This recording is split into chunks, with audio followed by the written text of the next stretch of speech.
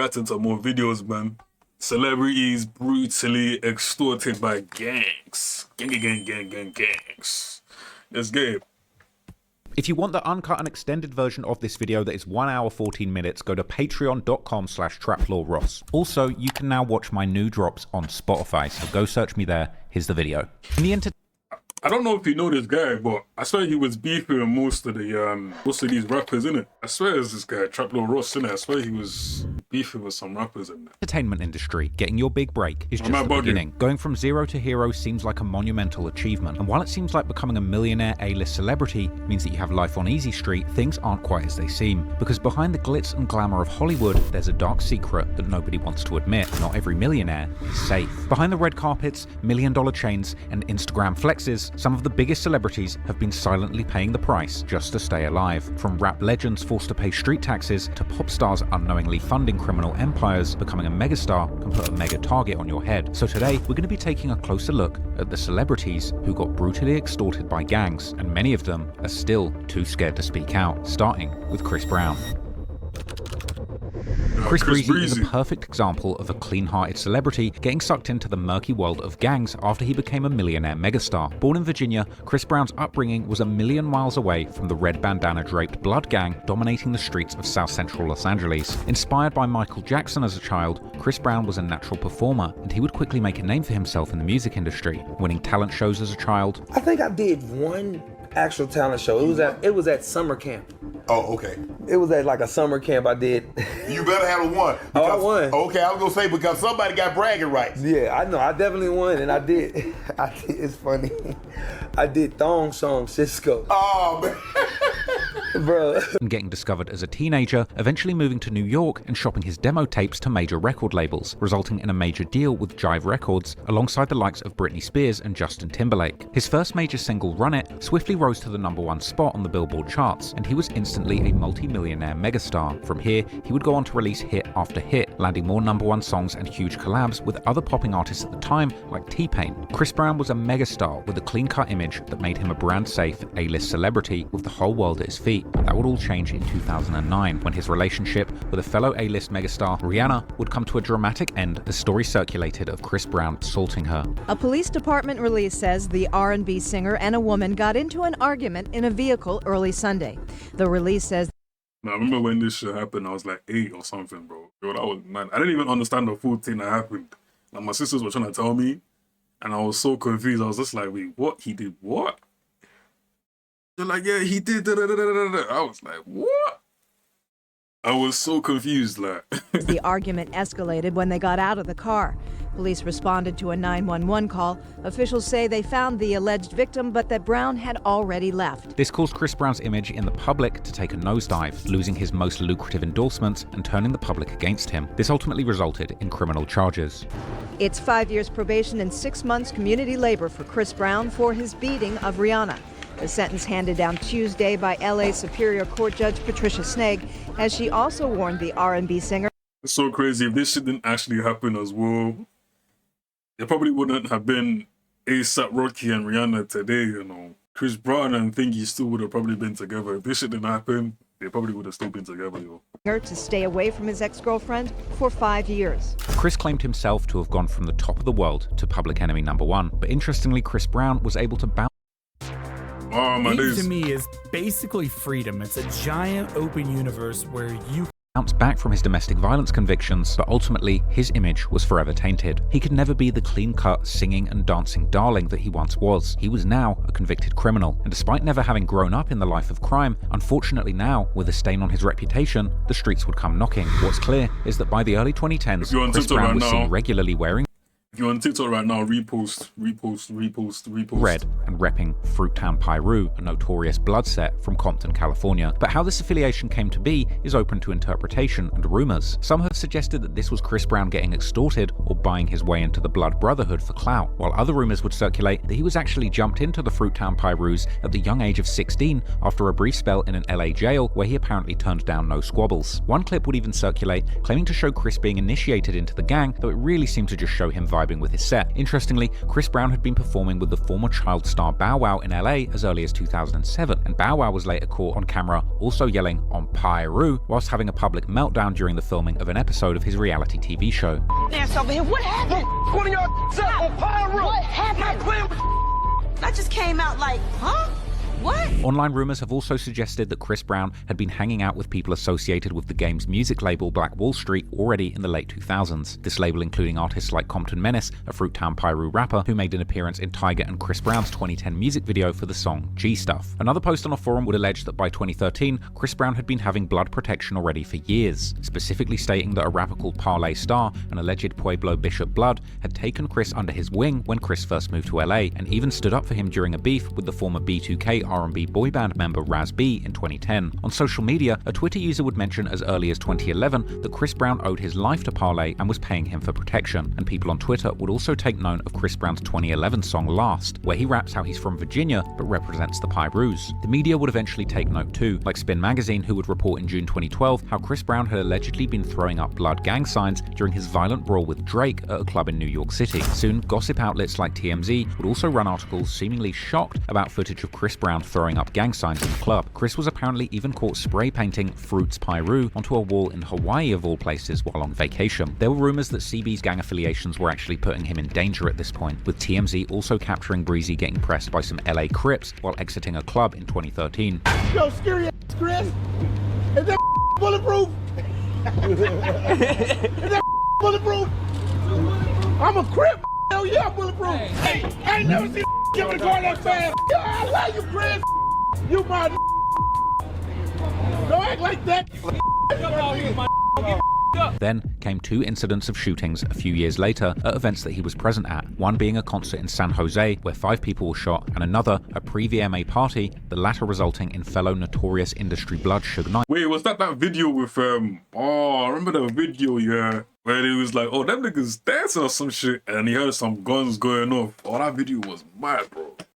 Bro, if you know about that video, yeah, just say it in the comments, innit? But yeah, that video was mad. He really thought niggas was dancing or some shit. And then they started popping off shots and that, man. Actually getting hit by gunfire, as well as an innocent 19-year-old model. The Bloods around Chris Brown would use his connections to get all the way into his inner circle and business endeavors too. A 2017 clip would circulate showing a large group of menacing-looking Bloods that had apparently accompanied Chris backstage to a professional movie set, with Chris Brown throwing up gang signs and the Bloods eating their way through the catering tray. Hello, we in here. We in here. Yeah, he count money. He busy right now. Big movies, big movies, big movies, big movies, man, big movies. They got me in already tonight.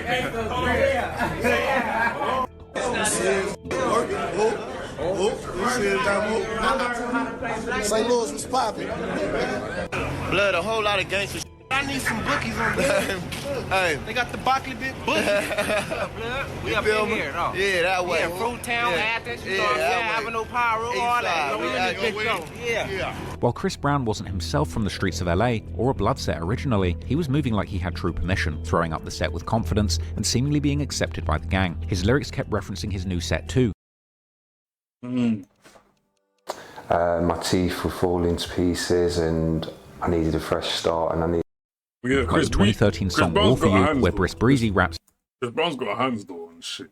So how he stays in these streets and throws up the hand signs for Westside and the Pyrus. Chris seemingly was also willing to put money up for the street figures in LA. One example being reports that he donated 1,000 pairs of sneakers to Compton kids. But interestingly, it seemed that the gangs on both sides of the LA streets were looking at Chris's bank account too, as he was notably seen also giving 1,000 pairs of shoes out as part of a donation for Rollin' 60s Crip Big U's Developing Options nonprofit, with a recently resurfaced clip showing accused extortionist Big U doubling Chris Brown's donation from 500 to 1,000 pairs on camera. Back.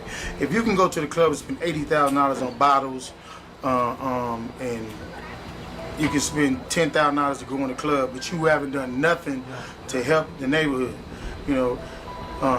This young man just gave out 500 pair of tennis shoes, and he about to give out another 500 pair of tennis shoes. And then the whispers began that Chris Breezy wasn't just repping a newfound brotherhood in the Blood Gang, but perhaps he was paying for the privilege and was being forced to contribute to the streets for his ongoing safety. Charlemagne the God would claim in a Vlad TV interview that Chris Brown was actually being extorted financially for his blood affiliations. It makes no sense. Now you decide you're getting extorted. You in LA getting extorted. Let's call it what it is. Like a lot of these guys are just out in LA getting extorted. That's it.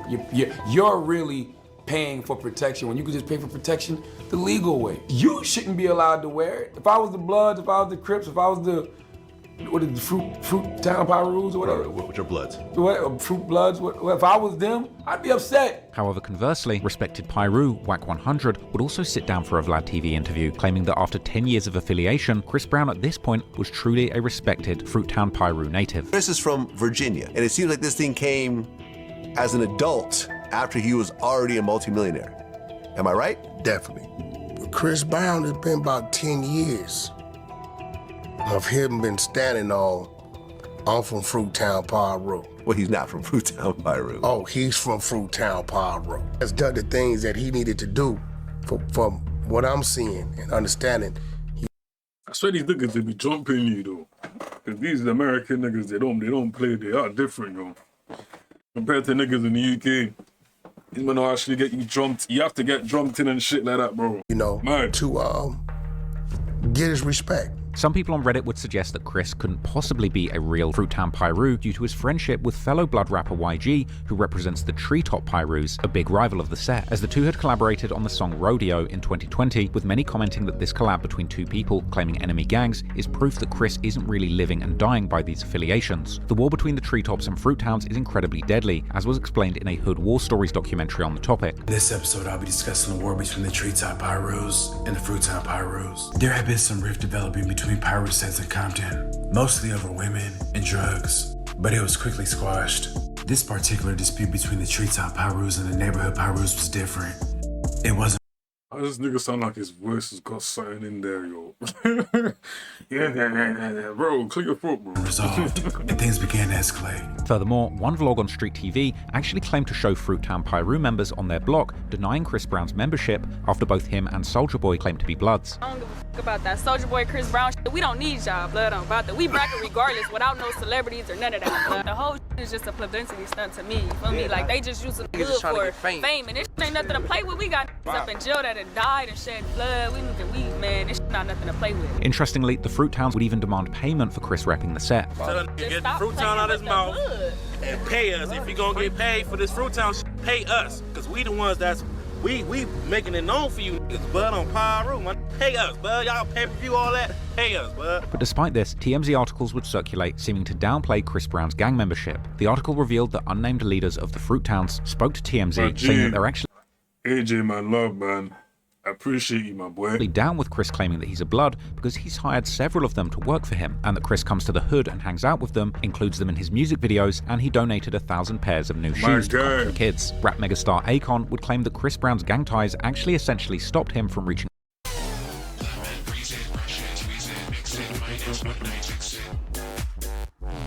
the heights that he could have hit with his career. Because Chris got the talent.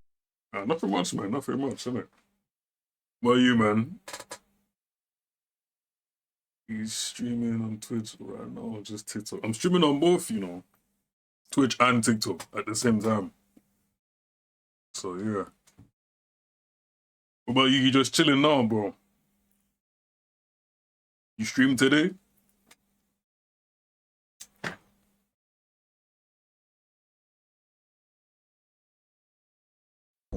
Wow. He just needed the direction. Imagine if Chris had Mike's team. Right. It would be something different. And that's big. But Chris is healthy. Like he got Bloods around. Yes, he got little gangbangers. Wait, you're gonna stream on? Where you streaming on? YouTube. Right. He don't have the guidance. Right. Meanwhile, Chris himself would openly and proudly claim to be a Pyru member on his. My nigga, my guy. I'll follow you back once I finish this as well, yeah? Once I finish streaming, yeah, I'll leave you another follow on there too, my guy, man. Social media, with many in the comments doubting his claims, saying, yeah, he's a Pyru as long as that payment keeps coming. And another said, anyone can be a Pyru as long as you're paying a kickback, and that only applies to fools with a lot of money. Another said, bro lets a few of them take his money and sleep with his women and acts like he's not from Virginia. However, in 2025, Chris Brown warned his fans not to wear red bandanas to his shows for safety reasons, while still reminding his audience that he is indeed big Anybody on the live right now, make sure you repost this live too. Make sure you repost this live, man. Breezy. At the end of the day, And whether again, or not across this is some more extortion people. is still up for debate. Perhaps Chris Brown has really been put on in Fruittown Piru, or maybe what begun as extortion has flourished into a full-blown blood brotherhood. But while Chris Brown seemingly gained the full acceptance of his gang set, the same can't be said for Gunna. Gunna is an Atlanta rapper who took mumble rap to brave new heights, but despite not making particularly gangster rap or drill music, his street connections have always been a subtle theme of his drug-infused trap ballads. He allegedly claimed allegiance to a crew called the Shady Park Crips, an offshoot of the Crips gang that popped up in Atlanta that's been documented by various creators online. 500 FPC. I got all my goals out here, man. Come on, man. Worldwide. Everybody cop. I got to understand that, man. We got chill, man. That's so real. You know what I mean? What label you rap?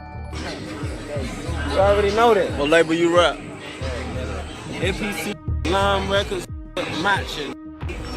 Shady Park Crips / SPC, which the Shady Park Crips is a set of rolling 60s NHCs, which they're located in Pointer Ridge / Shady Park. This next Crip set is pretty locked in with 4PF. 110 BNB is a set of rolling 60 neighborhood Crips that formed on Camp Belton. Like I said, they locked in with 4PF pretty heavy, plus 952 / K4K and PFK / 3L. They beef with BN5 / PRG, Casket Gang, 2727, and Nah, so America has bad sets, yo.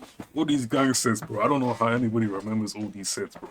It's hella sets, yo. YSL. Gunna's involvement with the Crip gang in his area has been debated over the years, with some suggesting that he's not a real Crip, while other rumors have suggested that his crew was actually involved in 2 murders. In court, the district attorney's office argued that Gunna was somehow involved, and they were deliberately vague, involved in 2 murders related to a Crips gang in South Fulton called the Shady Park Crips. Now, the Shady Park Crips are real. They are involved in, like, violence, but I can't figure out which murders they're talking about or how Gunna might be involved. A member of the Shady Park Crips out of South Fulton. He is under an investigation at this point in time by more than one law enforcement agency concerning at least 2 homicides committed by that gang during this time. Yet despite the Crips gang spreading all over America, its original origins in Los Angeles mean that nationwide Crips still need to tiptoe around their counterparts out of state. And when Gunna was seen cripping with legendary Rollin' 60s Crip rapper Nipsey Hussle in 2016, this is once again where notorious Rollin' 60 and accused extortionist Big U enters the picture. Apparently, when Gunna went to Los Angeles, he would be forced to curry favor with the original Rollin' 60s head honcho Big U. Interestingly, Gunna's association with the LA Rollin' 60s had people on Reddit believing that he was actually a bigger Crip than Lil Baby, while some in the comments casted doubt on his affiliations, calling Gunna a party Crip or a Crip that doesn't put in work and just comes around to party, adding that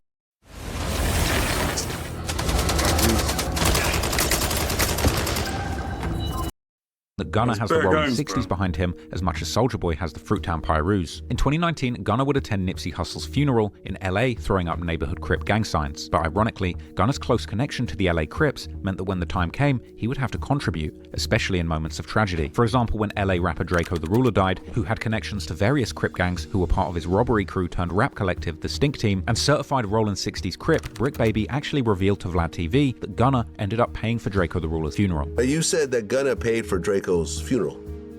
Yeah. Clearly, this was a personal contribution to a close connection that Gunna had hoped to work with. And even though Brick Baby would confirm Gunna's Crip affiliations on No Jumper, he also inferred that Gunna's contributions to the local Rollin' 60s weren't quite enough to gain his respect. Gunna's a Crip, but Gunna ain't standing for what he's standing for right now. Like, he ain't giving. You know what I mean? Like, hey man, you trying to start? You trying to get? Real though. You said who? Hey, no. Look. Let me tell you something, right? All right, so Gunna's a Crip. Gunna, let's be real. Gunna He ain't no like Crip now because he not pressing his line. Brick would infer that Gunna hadn't remained solid enough under pressure to retain his certified Crip status. Part of the reason Gunna lost the respect of the Crips was his acceptance of a plea deal in the YSL RICO case, where despite being a Crip, he admitted the existence and affiliation with That's when he snitched, innit? That's when he snitched, said that, innit? Young Thug's alleged YSL gang, which is actually a set of Atlanta Bloods. I became affiliated with YSL around 2016. Is that true as it pertains to you, Mr. Kitchens? Yes, ma'am. YSL is a music label and a gang, and you have personal knowledge that members or associates of YSL have committed crimes in furtherance of the gang. Yes, ma'am. You were present when law enforcement officers stopped a vehicle in which you were present along with Jeffrey Williams, wherein hydrocodone, methamphetamines, and a firearm were recovered. These items did not belong to you. Yes, ma'am. And do you acknowledge the following statement?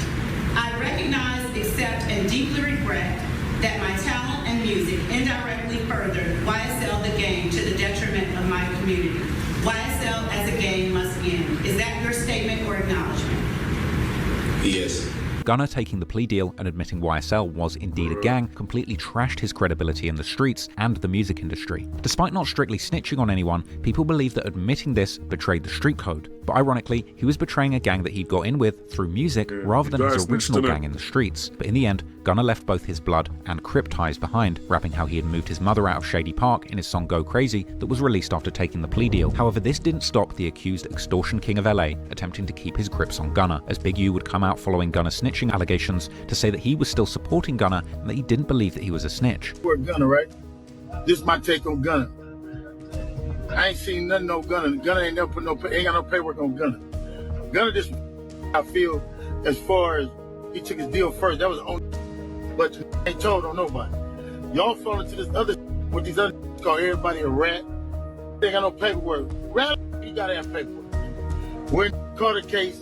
And they did. Big U would publicly promote Gunna's LA comeback shows after his release, with fans on Reddit surprised that the biggest Crip in LA was throwing their support behind an accused snitch. Gunna would publicly boast about having the support of LA Rollin' 60s in the face of everyone calling him a snitch on his song Rodeo Drive, admitting that he gets threats from other gangs in LA, but he doesn't care because the Lokes, or the Crips, have his back. And in another line in the song, Gunna even seemed to admit to giving out money and guns in exchange for the gang's support, rapping how he gave out bands and bought bangers or guns so the real ones know he's really funding the gang members. Another picture posted publicly would show Gunna with the Rollin' 60s, particularly Big U, and it was clear that Gunna was expected to show up and contribute to Big U's charitable organization, Developing Options, which included the Crenshaw Rams youth football team, with many commenting that this was straight up extortion. One comment said plainly, the set got paid and he got protection. That's why you see him showing love to the kids' football team, but that protection comes with conditions. Clearly, Gunna would need all the protection he could get, because Christopher Lovejoy, aka 600, would actually claim that Gunna came very close to being attacked by gang members while in LA. 600 claimed that when Gunna was at Crenshaw High School with Big U, Rollin' 60s gang members tried to run up on him, and Big U had to protect him and even told people around to call the police.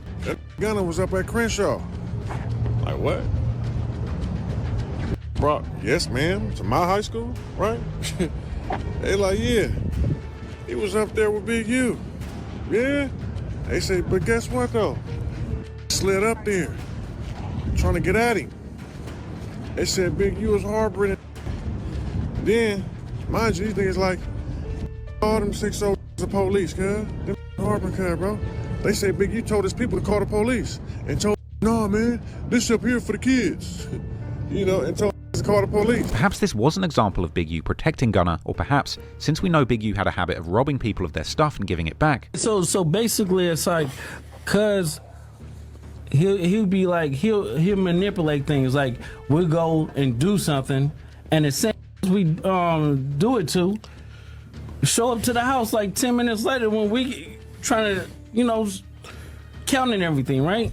And we be like, how the f they get that? Oh, well, we're gonna just give them like $40,000 back and stuff like that. It wouldn't be unthinkable that maybe Big U arranged for Gunna to get pressed and then saved Gunna to make it seem like he had his back. However, many on the internet have struggled to take Big U's support for Gunna seriously and inferred that perhaps this show of support from the streets indeed came with a price. One post from Gunna dissing people for switching sides and calling to free Young Thug and Yak Gotti was met with a fire emoji response from Big U showing public support, with others What if you can create your own website by saying, this is what I want? It's always when things get You juicy. can.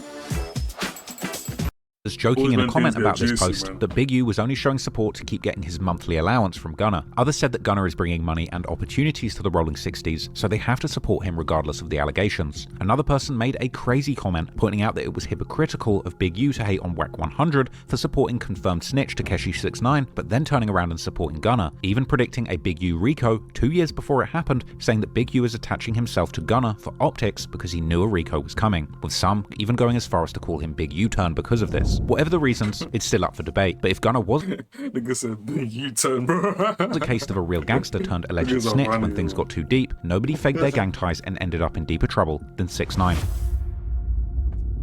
So this is the part of the video where I was going to break down the entire story of 6ix9ine getting kidnapped and extorted by the 9 Trey Bloods, but I've done that story to death in many other videos on this channel, so we're going to skip over this. If you want to see that story, head on over to patreon.com/traplawross where you can watch the uncut version of this video. But for now, on to the next. I said Justin Bieber was at one point one of the most polished and clean-cut stars in the pop music world. The singing sensation was No, this one is surprising.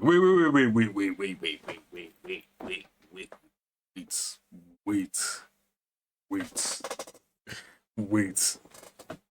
I swear there was a video where they made like, was it the Bloods or something, or the Crips? They made him dance, yeah? No, not even dance, innit? They made this nigga sing on the set. Yeah, they made this nigga sing. Yeah, I remember this. I remember the video, man. That shit was funny.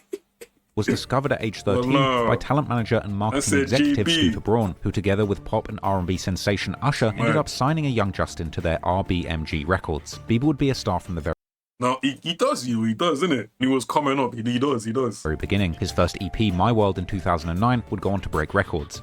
Even when he got into like, what happened to him? I swear he went to Penn. Not Penn, but like, Joe for like a day, innit? Nigga thought he was a bad man.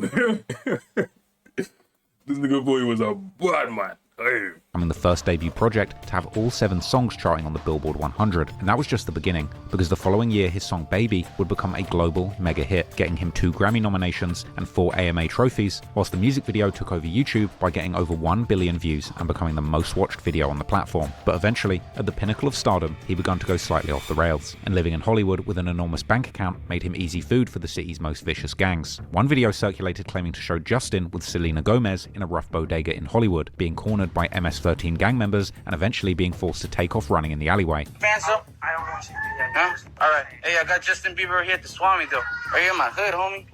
MS gang. Nice seeing you, bro. Have a good one. I just Hangs with Red and on the other raps, so he's valid. You talking about JB? You talking about Justin Bieber and that? up Bieber. I just seen Bieber. Bieber to Bieber. That's crazy. Should know what you're saying. That's crazy. Hey, that's Justin Bieber. Yeah, Justin Bieber. Yes. Hey, you guys want to see Justin Bieber? Come over here to Santa Monica. So basically, I'm reacting to celebrities brutally extorted by gangs and that. So yeah, I had a few discussions beforehand. So yeah, that's what's going on. It's kind of like some crime stuff. So yeah. On Western, Bieber's just having some fever. Si es. A lot of that's Justin Bieber. That's Justin Bieber for you guys. He's in Hollywood. The worst part of it too. Make sure you get on my YouTube, man. That's really Chanel, thanks for the rose, and also thanks for the is that lips? Wait, what's that? I've actually never seen that like gift before in my life, but I appreciate it though. I appreciate it, man. Make sure you get on my YouTube as well. Dreddy's on. I'm on Twitch too. If you even use Twitch, so yeah. Get on my YouTube, man. really Bieber. Hey Bieber, I f***ed you. Nah, not really, homie, but you famous. Nada, zilch, zip. For a limited time only, pay no joining fee at Pure Gym. So don't miss out. With no contracts and 24/7 access, whatever you're here for, we're here for it. Join Pure Gym today.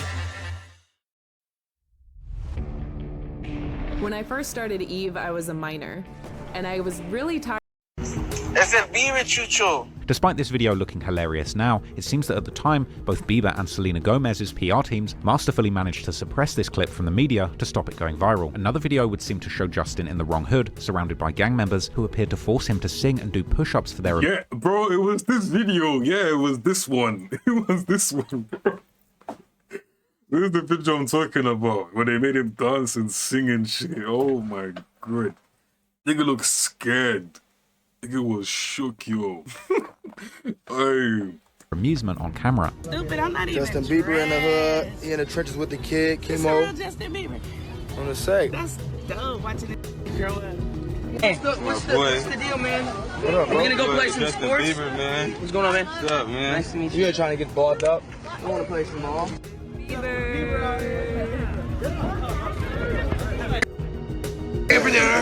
Right here, man. Justin Bieber in the hood, cuz. White boy. Seen that. Holding back the faces I would make. I'm a fan of you're the rock star, making it hard on me. Visualize a monster, cause you're too bad for. They really made this nigga sing, bro. They really made this boy sing on the hood, nigga. Hey, that's crazy. On the hood. Shot the arrow, I'm hit. Need you right near me. I try to maintain, so don't mind if I turn.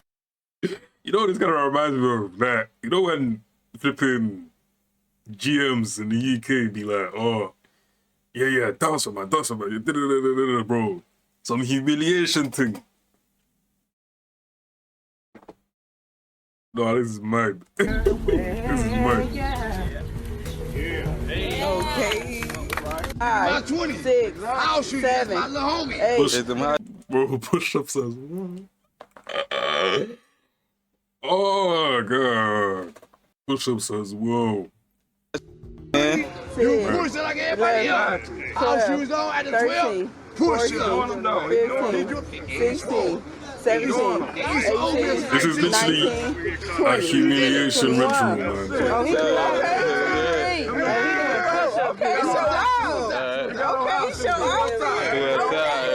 Justin Bieber. All right.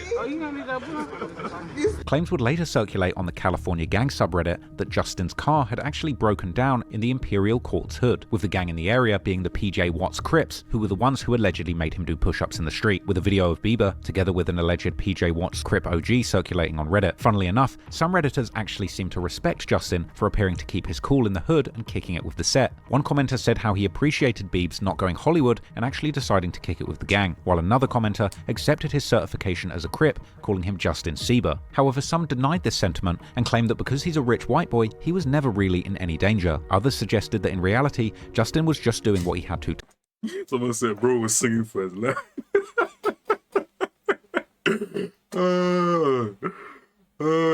I said white boy sing that shit. I know. To survive, suggesting that he really did look scared and anxious to be singing for the gang members. Other Reddit users would push against the entire narrative of the car breaking down, arguing that he was actually there in the hood on purpose. And well, those assumptions would actually be true, as this all turned out to be part of Bieber's community outreach work that he was doing on behalf of his church. This including the singing and the push-ups, which was seemingly Bieber's way of winning the audience onto his side. And this actually worked, as it seemed he was fully accepted by the locals, with him even going to the community rec center to continue programming with local kids and playing soccer and basketball. Yeah!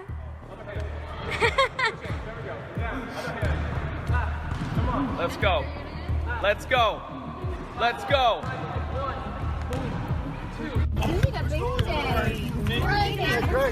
Yeah, Russ.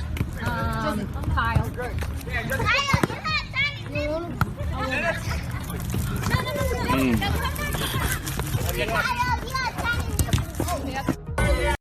I keep forgetting Justin Bieber can actually play ball, yo. I keep forgetting that he's Canadian. He's Canadian, isn't it? JB's Canadian, isn't it? He's Canadian. Hi, Justin.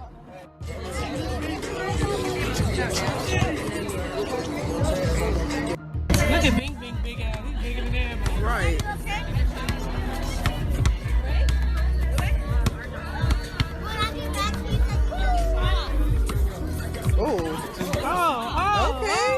Okay.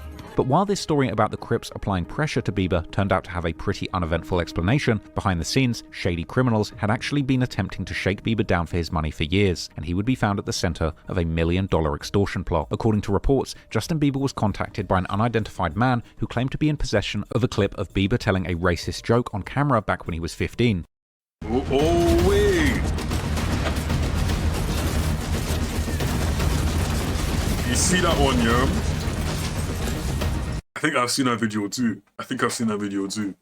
With the unnamed extortionist demanding a whopping $1 million in exchange for keeping the tape out of the public eye. But Bieber held strong on the extortion efforts, turning down the offer of $1 million to keep this a secret. Apparently the extortionist then claimed to be willing to accept smaller amounts down to $800K, then $500K. Bieber told them to get lost, but apparently these weren't empty threats. And the story would get more complicated after it emerged that TMZ had been in possession of the video for several years before it released, raising some eyebrows, with reps from TMZ admitting that they indeed held the video for years, but denying claims made in Gawker that they had held it over Bieber's head in exchange for appearances on their platform and cooperation with stories, including one bizarre interview which they claimed was the result of an organic meeting between TMZ hosts and a 16-year-old Bieber, but was allegedly an agreed-upon shakedown appearance that Bieber had to do to keep the video offline. We got a struggling recording artist here today, right? Yeah, we want to give him a chance. Yeah, Maybe this is going to be his big break today. We want to see what we can do for the guy, so we believe That's kind of dark, though. Guys are saying they're holding the whole flipping, like, a video of you, and for them not to post it, they're trying to get you to come onto that. Bro, that's shady, not gonna lie. For 7 years as well, that's crazy. 7 years is mad. Finding undiscovered talent, so let's bring him in right now. That's actually What's up, dark. guys? Hey, what's going man, on, good to Justin? see How you you. doing? You're Justin Bieber. Bieber, yeah, Justin it's Bieber, yeah. How see you? It's good to be.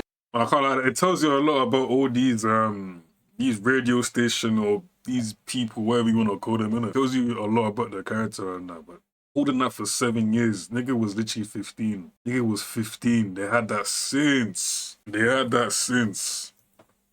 Man. You get the seat of power. Premeditated. Yes. You're running TMZ now. Yes. So what do we have today? So here's the thing. So hold on. Can we explain to people, how did Justin Bieber end up? We got to tell the story. Walking by TMZ. Well, what happened was I was at which is downstairs. Well, that's great. This is like the Bat Cave, Okay. Justin. We're not supposed to tell people where we are. And you've already blown our cover. Yo, you didn't tell me what not to say here. I know, I was about to. All right, it's out. So you're down getting some sushi at a restaurant. Yeah. Yeah? Yeah. And so then my boy Harvey just walks in and is like, what's up? And I'm like, yo, Harvey. And then he's like... I said, yo, Justin. Yeah, and then we just decided to just, come hear it at TMZ Live. Yeah. I mean, his face just says it all. When they told him he wasn't supposed to drop the location on The Office, you can tell that Justin just doesn't want to be there and he's really on edge about saying the wrong thing. TMZ slickly denied that there was any kind of quid pro quo and suggested that they simply made an executive decision not to publish the tape all those years. But Gawker's Defamer Gossip blog claimed that the footage was used for ransom and that an agreement had been made between Bieber and TMZ for appearances. While TMZ denied having extorted Bieber, allegations made in an investigative piece in The New Yorker suggested that the company had actually been running a bizarre cash for footage ring for years, sending covert agents all over the country with envelopes of cash and checks in exchange for damning footage of celebrities, including the Jay-Z and Solange elevator fight video. Oh no! You see, that's mad. That is mad. That's a mad way to keep people to come into your station, bro. That's mad. That is mad, bro. That is mad. Oh man.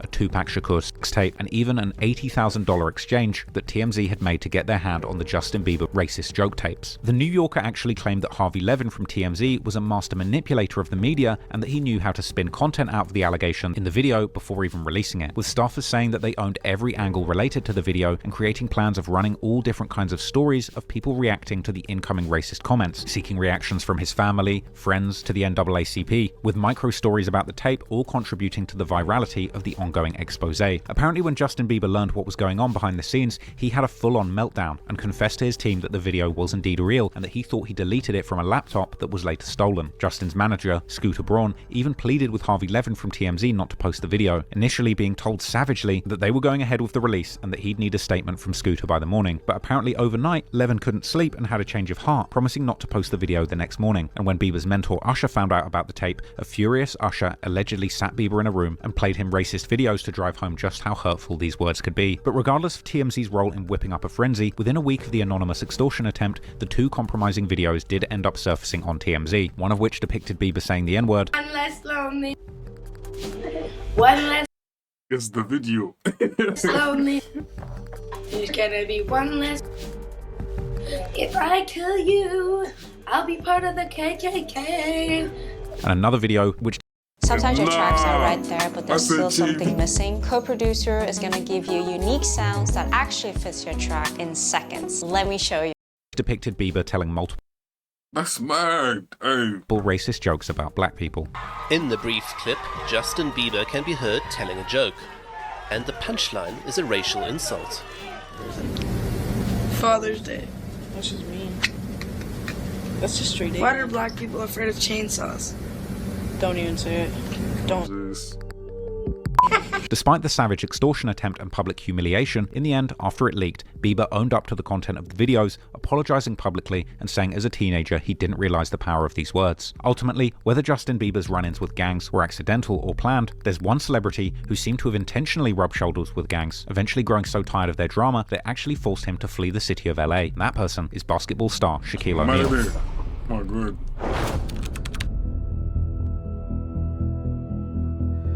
Shaq is a legendary basketball player. Born in Newark, New Jersey, and raised in a military household, after a standout college career at LSU, he was drafted first overall in 1992 by the Orlando Magic. In 1996, he signed with the LA Lakers, where he became a full-blown NBA superstar. Literally none bigger, though, than the coast-to-coast move and change of address made by Shaquille O'Neal. And CNN's Brent Weber has the story about what it took to land him. In every way, Shaquille O'Neal was the biggest free agent acquisition in NBA history. A 7-year contract to come play in Hollywood. And with it, $120 million of pressure, the likes of which Shaq has never seen. And during his time with the Lakers, Shaq became one of the most dominant players in NBA history. He won 3 straight championships from 2000 to 2002, earned multiple All-Star selections, and was named as an NBA Finals MVP 3 times. And off the court, his charisma and marketability turned him into more than just an athlete. I can't lie, Shaq was dominant, bro. Oh my days. During them times, bro, he was killing niggas. He became a global brand. He landed endorsement deals with companies like Pepsi, Reebok, and Icy Hot, starred in movies and commercials, and built a massive business portfolio. I'm interested in the Shaq up here. I'm looking for the Shaq right in here. Ladies and gentlemen, please welcome Shaquille O'Neal. Shaq. Who's the big man that slams the world with just one hand? You damn. At his peak, Shaq wasn't just an NBA superstar, he was one of the most recognizable faces in the world, and he still is to this day considered an A-list celebrity despite retiring in 2011. He reportedly earned $286 million during his playing career, and today has a net worth rumored to be as much as $500 million. But unfortunately, his enormous riches made Shaq a huge target of gangs operating in Los Angeles. When the criminal complaint about accused Rolling 60s leader Big U dropped in 2025, there were bombshell allegations about Big U having extensively extorted celebrities and NBA players, with one particular allegation that he was also embezzling donations made to his charity Developing Options from former NBA MVPs. It was rumored that Shaquille O'Neal was one of these people, but things would apparently go much, much deeper, as not only was Big U soliciting donations from Shaq, but also calling in favors, with Shaq actually appearing on Big U's short-lived and unwisely titled Checkin' In podcast. Shaq played it incredibly cool through this interview, but it was clear that he knew Big U's street reputation. Big U would actually explain Shaq donating money to his organization in the interview, strategically pausing and making sure that he watched his words as he spoke, with Shaq saying that he felt he needed to do this to fit in with LA street politics. People in the comments claimed that Shaq must have had guns pointed at him off camera during this interview, and others came back to watch the video after finding out the details from the indictment, saying that watching this now is crazy work after hearing that Big U was attempting to extort Shaq. Another suggested that Shaq might have been used to directly fund the criminal enterprise. However, Shaq's Big U connection was allegedly only the tip of the iceberg when it came to being pressured by LA's gangs. One story circulated that Shaq had actually had a serious problem problem with the LA Crip gangs. During a time when he was making music in the 2000s, Shaq had seemingly made ties to LA gang, the Main Street Mafia Crips, and he would even seemingly shout them out and their affiliates in his 2006 track, Can't Stop the Rain. A video on the War in Cali channel on YouTube broke down the whole story, suggesting that after robbery attempts, Shaq aligned himself with the Main Street Crips for protection. Shaq would be involved with some heavy gang members and ended up making some connections in the LA streets, some being with South Central gang members from the Main Street Crips. The Main Street Crips were a gang known for being involved in all aspects of bringing in money, from being big-time drug dealers, owning businesses, and being involved in the entertainment industry. Shaq would build a connection with several Main Street Crips as they offered protection for him being in LA, as he was previously robbed before. However, Shaq would end up getting into a beef with a Main Street Crip affiliate called Stutterbox over money, an incident covered in detail by YouTuber Kip Kame, who explained that Shaq had met Robert Ross, aka Stutterbox, at a party, and that Stutterbox had helped Shaq find new artists for a commission. Enter Robert Ross, aka Stutterbox, due to his penchant for stuttering when he gets nervous or excited. He met Shaquille O'Neal at a party in LA in around 2003, and they became good friends. Stutterbox happened to know a lot of people around the music scene in LA. Shaq's new label, looking for new artists, commissioned Stutterbox to go and find new people for him, and he followed through, plus interest it seems. Stutterbox discovered and brought Ray J to Shaq's record label and promised royalties, but Shaq's label partner only paid him a $20,000 finder's fee. 2007, Ross formed a relationship with his neighbor Ray J, and was able to bring him onto Shaq and Mark Stevens' label, with the help of Death Row affiliate Cash Jones, aka Wack 100. Robert Ross and Mark Stevens agreed that Ross would make a percentage of royalties based off of whatever music that Ray J and the label put out together. But when they met in New York a few weeks later to finalize the deal, Mark Stevens balked. He gave Ross a $20,000 finder's fee and refused to pay him any royalties. Then, Stutterbox advised Ray J not to miss out on the opportunity and sign the deal. Ray J's project topped the Billboard charts, made a lot of money, and Stutterbox tried to get the money he felt he was owed from Shaq. So Stutterbox tells Ray J sign the deal, and I get my money out of these guys, how I get my money out of them. The project ended up being a commercial success, topping the charts of Billboard Hip Hop and R&B. The main single was Sexy Can I, which actually had Shaq in the background of the music video. Is it true that Shaq invested in your music career? Yeah, he gave us, I think, 1.5 million for Sexy Can I. Wow. Money Mark, Wack 100, we had another partner, and then Shaq. And we recouped the number back for Shaq in, I don't know, 5 months, 6 months. And everything else has been profitable since. All the while, Stutterbox was still trying to get his money back. After weeks of constantly requesting money from Mark and Shaq, there was no budging from either guy. Stutterbox would then allegedly come up with a plan to shake down Shaq and his label partner. Robert Ross come up with a conspiracy to blackmail and extort Shaquille O'Neal and Mark Stevens for the money that Robert Ross felt he was owed for putting together the Ray J deal. The plan involved an alleged recording of Shaq caught on security camera cheating on his wife at one of Stutterbox's parties. Further complicating the situation, Shaq would hire a private investigator to follow his wife, only to discover that Stutterbox was sleeping with her. Now, Stutterbox alleged that Shaq, fearful of his tape becoming public and jealous of Stutterbox's affair with his wife, got help from other Main Street Mafia Crips, who forcibly kidnapped him and drove him to the house of a Main Street Mafia Crip shot caller called Del Dog, where they demanded tape, beat him, and robbed him. When interviewed by police, Shaq denied any involvement, telling police that even if there had been a tape, he wouldn't care about it being made public since he and his wife were getting divorced. Shaq then told the police that he met Main Street Crip gang members during a toy donation but didn't have a personal relationship with them, a statement that he would later contradict on Big U's podcast in 2021. Shaq would say that he severed ties with Stutterbox a year before due to his criminal history. While investigators did obtain phone records showcasing a flurry of calls between Shaq's label partners and Main Street Crip shot caller Del Dog's phone, in the end, the case against Shaq was dismissed, and he was able to walk away from the streets of LA, while the Main Street Mafia Crip shot caller that allegedly assisted with the kidnapping Del Dog would be shot and killed during an argument in 2015. Reggie Wright actually claimed during one interview that these gang-related incidents and others actually ended up running Shaq out of Los Angeles. If they would have been found guilty, they was eventually going to go after Shaq. And so that's why Shaq. Let's say, got robbed before out there. He was just tired of LA. However, not every celebrity gets themselves extorted, as some have grown to be exactly the kind of gangsters and bullies as the ones that are trying to take advantage of them. And perhaps no one is a better example of this than the rapper/business mogul 50 Cent. Of course, man. Of course he's gonna be on there. For any rapper making it big in the music industry, Hollywood dreams can quickly turn into nightmares. That's because beneath the glittering surface lies a shadow empire ruled by gangs, where extortion isn't just a crime, it's a business. When you're up there, I'm not saying don't associate yourself, but I'm saying just know what's... Yeah, for real, like... To be fair, a lot of these celebrities don't really need that relation. Like, you don't really need it. Like what I think one person in the video said, for one of the celebrities, they could literally have paid for like protection from, like, legally, yeah, Charlemagne could have literally just paid for the thing, like, legally and that, man, instead of doing all of this. Oh yeah.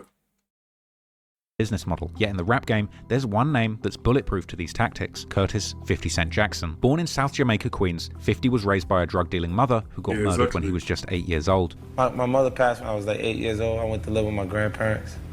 And she had me when she was 15, so, you know, back then it wasn't as common as the young girls have children at 15, a little more now than they did then. So at that point, she started hustling to be able to provide for me at that point. And experience unlimited possibilities through Black Desert's character creator tool.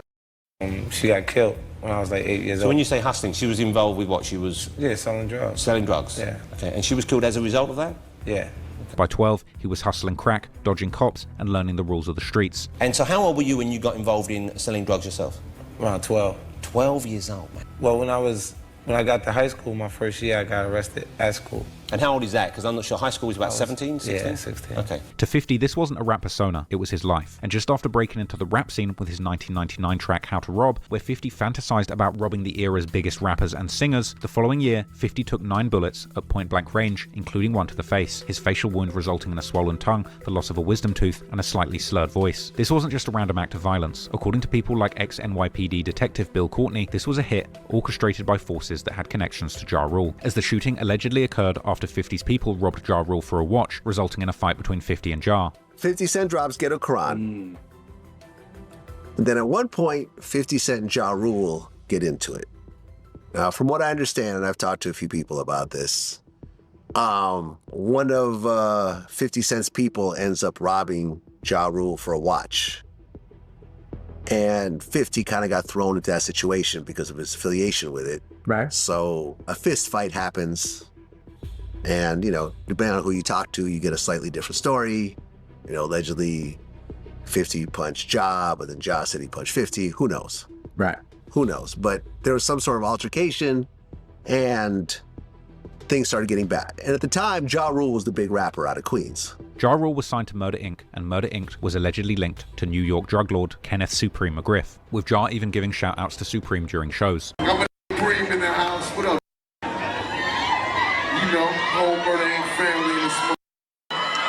Supreme was the head of his gang called the Supreme Team, which ran a drug network that took in over $200,000 a day, and he would later be accused of funneling up to $1 million in drug money through the Murder Inc. music label. 50 Cent allegedly also had a personal issue with Supreme, as Supreme tried to Lil Bro him, but 50 wasn't going for it and would Lil Bro him back. As a former G-Unit affiliate, Bang'em Smurf would later tell Cam Capone News. I believe you said one time that he came to the block and he tried to like Little Bro 50 and 50 wouldn't let him? He tried to Little Bro 50 and go for that. 50 Little Bro them back. That's a fact. Yeah, so from there, I guess stood on business, man. This boy gonna be a problem. 50 stood on business. Another G-Unit member, Tony Yeo, would elaborate that Supreme had once come to the block and rubbed on 50's head, with 50 then doing the same thing back right in front of everyone. I remember Preem coming to the block one day and try to like sun 50 and rub his head, and 50 rubbed his head. And that was the day I know Preem didn't like 50. Ongoing tensions between Ja Rule and 50 Cent, alongside other issues, led Supreme to setting his sights on the up-and-coming 50, and at a certain point he started tracking 50's location and whereabouts. I don't know what might have happened in between 50 and McGriff, but obviously 50 is a target. He knows he's a target. If you look at the two-way pager records that we found, historical records, you'll see people, unknown people, saying 50's on Guy Brewer and 155th or wherever. So they were out looking for him. Then on May the 24th, 2000, Supreme, along with 2 other associates, would go into 50 Cent's grandmother's house, stake in the house, and then catching 50 and shooting him. So Kenneth McGriff, Chauncey Milliner, whose street name was Godby, Rob Lyons, whose street name was Son or Rob Love. They go to 50's grandmother's house and wait for 50, and the rest is history. They shoot him up. While recovering from the shooting, 50 would get dropped from Columbia Records, but a few years later he would strike gold, signing with Eminem and Dr. Dre instead. May 2000, I got shot, so I was dropped from Columbia Records, and then I came back, and the next deal was done in 2002 with Eminem and Dr. Dre. 50 himself later described the paranoia that he felt following the shooting, explaining how it heightened his senses and changed the way he moved. I went through a portion of me actually being afraid and experience, because I was hurt physically. I was hurt bad, so I was afraid, and I was uncomfortable with being afraid. And the only time I wasn't afraid is when I was actively involved in actually looking for somebody connected to it. You look at the bushes. When I see the bushes, I look through the bushes. The paranoia from the experience of actually being hurt heightens your senses to everything, the possibilities of things happening. It shifted me. It would be seemingly this mentality that later helped 50 avoid trouble, when he would take his music career from the streets of New York to the entertainment capital of Los Angeles, where local big shots from the intertwined world of gangs and the rap industry would attempt to show the newcomer who was in charge. But 50 had refused to be owned by the gangs in New York, and if 9 Bullets didn't change that, there would be no way some LA Bloods could either. I'm of course talking about Death Row Records CEO and Mob Piru member Suge Knight, who would turn up with about 30 Mexican gang members to confront 50 and the rest of the team, including Eminem, while they were in LA to shoot the music video for 50's first mega hit, In the Club. Making a video, my new video called In the Club, produced by Dr. Dre. Video's kind of big production, you know what I mean? Dre sent me the record. I don't think he envisioned a club record when he sent it to me, but that's what I did with it. And he did what he did, you know, he sprinkled his little magic on it. Now it's a hit record. What's going on here right now? What is going on here? We're about to operate on 50. We're about to operate on this, man. It's Shady Aftermath Artist Development. What's going on here? And we're trying to develop the artist and make sure that he's up to par, so that's right. People who were there would later recall the story on numerous occasions, including 50 himself, who would tell how everyone from the makeup team to the cameraman had dropped everything they were doing after Suge Knight arrived because they were so scared of him. I remember the time, actually, it's funny because he showed up to the In the Club video shoot. He came, it was like, Suge's outside! Suge's outside! Everybody like, he was running, dropping, like, man, everybody going, I'm in front of the camera like this. I never seen anybody have the kind of fear that they had for Suge came around, like, in the club. Yeah, that's the first time I seen Mexicans with tattoos on their face. What happened? Oh, Suge came to 13th Street, there was in the Mexicans with him. He came, they looked, they said, Suge outside. Man, everything dropped. Cameras, video people, makeup, everybody. However, 50 was unfazed, confronting Suge head-on, essentially telling him that he better get out of there or things will go down. What'd y'all do, though? We came outside. Open the box. They opened the gun right there at the box. The gun come across the street. We don't understand none of that shit.